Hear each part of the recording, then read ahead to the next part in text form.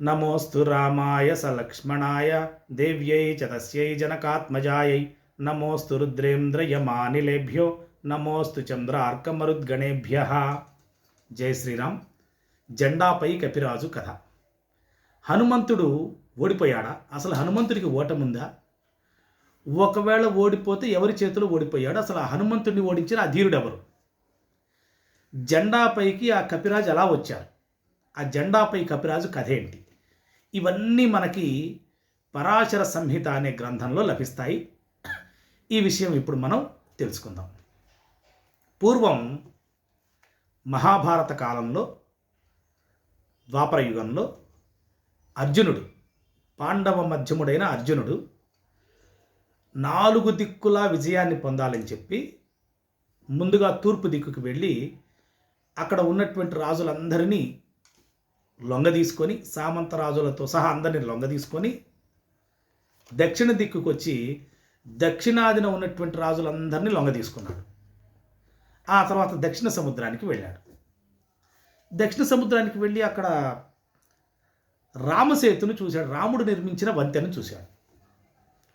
చూసి ఆయనకి ఇది ఏంటి ఇలా ఉంది, ఇది ఎవరు నిర్మించారు అన్న ఒక ఉత్సుకత కలిగి పక్కనే ఉండేటువంటి పెద్దలు మంత్రులతో అడిగాడు, ఇది ఏంటి, అసలు ఎవరు నిర్మించారు, దీని కథ ఏంటి అని. అప్పుడు ఆ పెద్దలు చెప్పారు, ఇది ఓ మహాత్మా, త్రేతాయుగంలో రాముడు అనేవాడున్నాడు, బలవంతుడు, మీకు తెలుసు. ఆ రాముడు రావణాసురుడిని చంపడానికి వానరమోకతో కలిసి ఈ సేతువుని నిర్మించారు అని చెప్పగానే అర్జునుడు పరిహాసంగా నవ్వాడు. ఏంటి, రాముడు గొప్పవాడు, అనుమానమేం లేదు.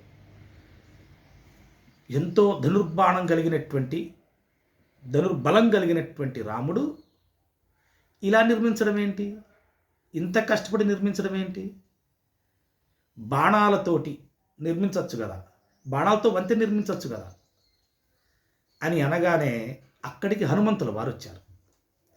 హనుమంతుడు రామ అన్న పదం ఎక్కడైతే ఉంటుందో అక్కడికి హనుమంతుల వారు వస్తారు. ఆ పదం వినిపిస్తే చాలు హనుమంతుల వారు ఉంటారు.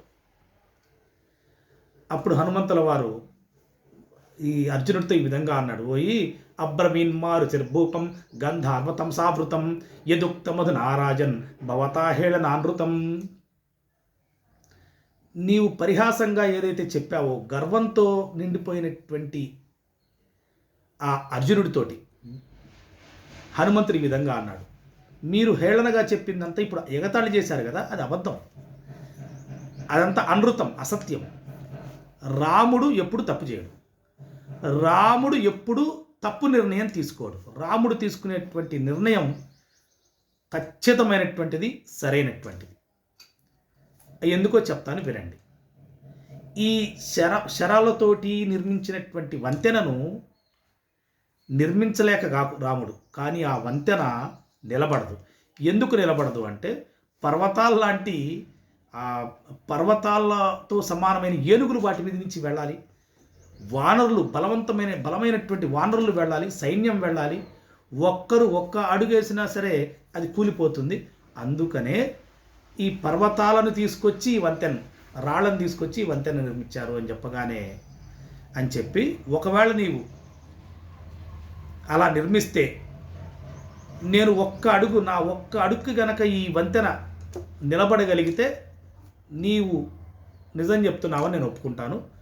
అలా నిలబడగలిగితే నేను నీ జెండా పైన కపిరాజుగా ఉంటాను, నీ చిహ్నాన్ని, నీ ధ్వజం పైన నేను చిహ్నంగా ఉంటాను, నీకు ఎల్లవెడల విజయాన్ని కలిగిస్తాను అని చెప్పి హనుమంతుడు అర్జునుడితో పందెం కాశాడు. అర్జునుడు, నేను నిర్మించినటువంటి, ఇప్పుడు నిర్మిస్తా బాణాలతోటి వారధిని, నేను నిర్మించినటువంటి వారధిని నీవు కూలగొట్టగలిగితే గాంధీవముతో సహా నేను అగ్నిప్రవేశం చేస్తా అని ఇద్దరు పందెం కాసుకున్నారు, హనుమంతుడు అర్జునుడు. ఇప్పుడు ఏం జరగబోతుంది? హనుమంతుడు ఓడిపోవడం ఏంటి, అర్జునుడు విజయం, అన్నిట్లో విజయాన్ని పొందుతాడు, హనుమంతుడి మీద విజయాన్ని ఎందుకు పొందడం ఏంటి? అప్పుడు అర్జునుడు వెంటనే బాణాలతోటి వారధి నిర్మిస్తే హనుమంతుడు ఒక్క అడుగు అలా పెట్టగానే, పెట్టి రెండో అడుగు పెట్టే లోపు కూలిపోయింది. అప్పుడు అర్జునుడు ఎంతో బాధపడి తనను తాను నిందించుకొని, గాంధీవం ఉండి కూడా ఇలా జరిగిందని తనను తాను నిందించుకొని అక్కడే అగ్నిని ఏర్పాటు చేసి, అగ్ని ప్రవేశం చేద్దాం చుట్టూ తిరిగి అని చెప్పి అగ్ని ప్రవేశం చేయబోతున్నాడు. అప్పుడు అక్కడికి శ్రీకృష్ణ భగవానుడు వచ్చాడు సరైన సమయంలో. ఆయన ఎప్పుడూ సరైనటువంటి సమయంలో ఆయన దర్శనం కలుగుతుంది. ఏంటి, ఏం జరుగుతుంది ఇక్కడ అని అడిగాడు వీళ్ళిద్దరిని చూసి. జరిగింది చెప్పారు. చెప్తే శ్రీకృష్ణుడు అన్నారు, ఎవరు మధ్యవర్తి లేకుండా మీరు పెట్టుకున్నటువంటి పందెం ఎలా నిలబడుతుంది? ఓ పని చేయండి, ఇప్పుడు నేను మధ్యవర్తిగా ఉంటాను, మీరు మళ్ళీ వంతెన కట్టండి, మీరు దాన్ని కూలగొయ్యండి అనగానే సరే అని చెప్పి మధ్యవర్తి ఉన్నాడు కదా అర్జునుడు ఉత్సాహంతో.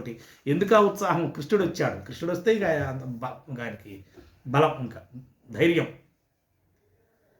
వెంటనే అర్జునుడు వారధి కట్టగానే హనుమంతుడు ఆ అడుగు వెయ్యబోయే లోపు శ్రీకృష్ణుడు తాబేలు రూపంలో సముద్రం అడుగుకి వెళ్ళి ఈయన కట్టినటువంటి ఆ వారధికి అడుగున ఉన్నాడు. హనుమంతుడు ఎంత కాలు పెట్టి ఎంత ఎగిరినా ఎంత నడిచినా ఏం కాలేదు. పైగా హనుమంతుడి యొక్క పాదం మరి అది లోపలికి వెళ్ళి ఆ తాబేలు రూపంలో ఉన్న ఆ కృష్ణుడికి కూడా లోపలికి గుచ్చుకొని రక్తం వస్తుంది. ఆ రక్త నీళ్ళలో కలిసిపోయి ఆ పైనకి వస్తున్నటువంటి రక్తాన్ని చూసి వెంటనే జరుగుతుంది గ్రహించి హనుమంతుడు వెనక్కి దిగాడు. దిగి అప్పుడు అర్థమైంది హనుమంతుడికి, ఇదంతా హనుమంతుడికి తెలియంది కాదు, దీనికి కూడా ఒక కారణం ఉంది. ఆ జన్మలో ఉండేటువంటి రాముడే ఈ కృష్ణుడు అని తెలుసు. అప్పుడు అర్జునుడితో చెప్పాడు, నువ్వు గెలిచావు. హనుమంతుడికి అర్జునుడికి ఎంత ఆనందమో, నువ్వు గెలిచావు, నువ్వు విజయుడివి, నువ్వు గెలిచావు అని, నీ ధ్వజం మీద నేను చిహ్నంగా ఉంటాయి, ఇప్పటి నుంచి నీకు ఎల్లవేళలా విజయాన్ని కలిగిస్తాను అని చెప్పి అన్నమాట ప్రకారం జెండాపై కపిరాజుగా ఉన్నాడు. ఇది జెండాపై కపిరాజు కథ. నిజమే. మరి హనుమంతుడు ఎందుకు ఓడిపోయాడు? అర్జునుడినే ఎందుకు గెలిపించాడు? హనుమంతుడే గెలిపించింది. ఎందుకు గెలిపించాడంటే దానికి ఒక పూర్వజన్మ కథ ఒకటి ఉంది. పూర్వజన్మలో విజయుడు అనేటువంటి వాడు ఒక అతను ఉన్నాడు, రాజు, మహారాజు. ఆయన చంద్రకోణం అనే పట్టణాన్ని పరిపాలిస్తున్నాడు, వీరుడు. ఆయనకి ఒకసారి అరణ్యానికి వెళ్ళినప్పుడు గర్గ మహాముని కలిసినప్పుడు నమస్కరిస్తే అష్టాక్షరి మంత్రం, హనుమంతుడికి సంబంధించిన అష్టాక్షరి మంత్రాన్ని ఉపదేశించి ఈ మంత్రాన్ని జపించు, నువ్వు అనుకున్నది జరుగుతుందని చెప్పారు.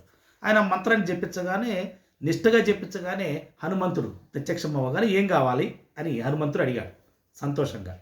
4 దిక్కులు నేను జయించాలి అని చెప్తే, అలాగే, కానీ ఇప్పుడు కాదు, ఇప్పుడు ఆ ప్రయత్నం చేయొద్దు.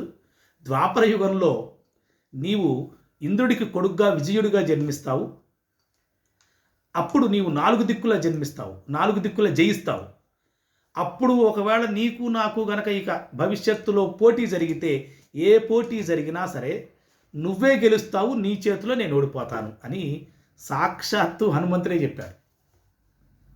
సాక్షాత్తు హనుమంతుడే వరం ఇచ్చాడు. ఆ తర్వాత విజయుడు ఇక ఆ తర్వాత ఎప్పుడు జన్మించాలి, ఈ జన్మ వ్యర్థమని, ఎప్పుడెప్పుడు ఈ జన్మ అయిపోతుంది, ఆ వైరాగ్యం కలిగింది ఆ శరీరం మీద ఆయనకి. ఆ తర్వాత ద్వాపర యుగంలో ఆ విజయుడే ఇంద్రుడి యొక్క కుమారుడు విజయుడిగా, అంటే అర్జునుడిగా జన్మించాడు. ఆ జన్మలోనే హనుమంతుని ఓడించిన ఆ విజయుడు, అంటే భగవంతుడే భక్తుల్ని గెలిపించి ఆయన ఓడిపోతుంటాడు. సంతానాన్ని, మనవరాళ్ళని, కొడుకుల్ని చిన్నప్పుడు వాళ్ళని గెలిపించి తల్లిదండ్రులు ఎలా అయితే సంతోషపడతారో, భగవంతుడు కూడా భక్తుల్ని గెలిపించి సంతోషపడుతూ ఉంటాడు. స్వస్తి ప్రజాభ్య పరిపాలయంతాం న్యాయేన మార్గేణ మహిష గోబ్రాహ్మణేభ్య శుభమస్తు నిత్యం. లోకా సమస్తా సుఖినో భవంతు. శుభం.